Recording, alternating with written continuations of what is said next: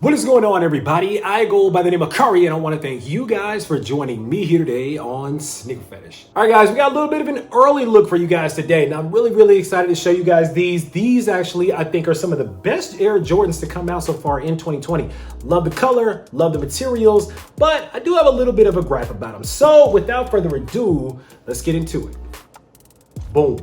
And there it is, ladies and gentlemen. This is the Air Jordan 14 Toro. Now, before we get into it, first of all, I just want to say that this sneaker is beautiful. I really like the colors. I like the way it got put together. I like the color blocking on this sneaker as well. But like I mentioned, there's a little bit of a gripe that I'll have after we take a little deeper look at the shoe itself. Now, also before we get into it, I want to let you guys know, of course, we're going to all call these the Toros because any all red Jordan, we call those the Toros, kind of like the Toro Bravo Jordan 4s. But the official color for these sneakers is actually gem red, white and off-white and black for this sneaker here. So it is what it is, but I don't think anybody's gonna call these the gem red Jordan 14, so Toros it is. All right, guys, starting with the upper of the sneaker here, you guys know I love a Jordan 14, love the silhouette. Not one of the most popular silhouettes in Air Jordans because a lot of people didn't like anything really past the 13, but again, I love the silhouette. I love the lines. I love the design. I love how Tinker did his thing with these. Now, first things first, this is the updated version of the Air Jordan 14. So you're not going to get the ventilation and all the holes on the lateral and medial side going down the quarter panels of the sneaker here. You're going to get that full smooth quarter panel going all the way down back into the heel. But it's a really nice gem red color. I love that deep red color. Really nicely done. Now, of course, that's accented by that Ferrari shield looking Jumpman Air Jordan logo, classic for a Jordan 14, nothing different about that. Now, moving down from there, I really like the mix between the white and the off-white, kind of that pearlish looking white on the midsole and on the teeth of the sneaker. You guys can see the hits of the pure white in between the little pieces here, but you guys also see that kind of pearlescent off-white going throughout the midsole as well. Taking a top-down look at the sneaker here, you got the suede toe box here, really nice with the white Jumpman, classic black tongue, black laces, no extra laces with these. Like I mentioned, classic black Air Jordan 14 tongue, red stitching, Jordan on the front, 14 in Roman numerals on the back with the red little rod here going through the top of the tongue. Classic metal lace tips on these Air Jordan 14s, really nice. On the outsole of the sneaker here, really clean looking outsole here. A little bit of red here on the 14 up here at the top of the foot. A little bit of carbon fiber here, down here in the midfoot here with the little Jumpman in there. Really nice. It's clean. Moving around to the heel of the sneaker here, you have that classic tire tread looking heel going all the way down, made out of that really nice black leather there with that white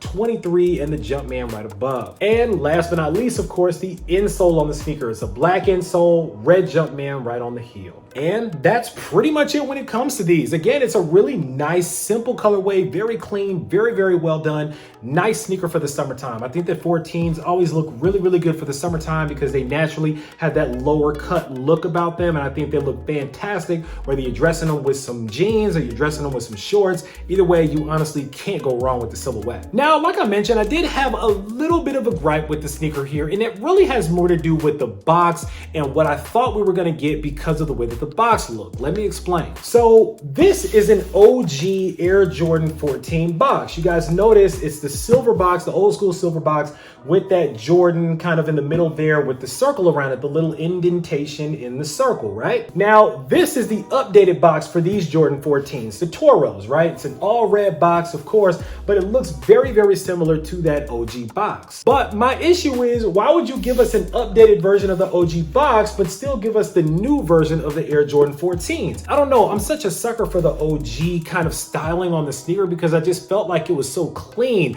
with the ventilation holes and it was just really nice. And honestly, I feel like it felt a little better on foot having those holes and allowing your foot to breathe a little bit more than the newer Jordan 14 models. Any opportunity I get to pull out my grails, I'm gonna pull them out, by the way. So here they are. But if you guys notice, I love the way that they did this. Now the leather, of course, because it was back in 1999, was a lot nicer. It was a lot better leather there. I think that the sneaker was a little better made. But like I noticed, I haven't been the biggest fan of this new way that they do Air Jordan 14s where it's just completely smooth. I don't know why they ended up getting rid of the OG design. They brought it back, I think, a couple of times. I believe they did kind of that black toe OG version with the ventilation on the sides, but you really don't see that very often anymore. Really, we just see this kind of new, smoother, cleaner looking colorways now. We saw the reverse Ferrari 14s with the yellow on them. They were clean, they were really nice. We see the Toro 14s now.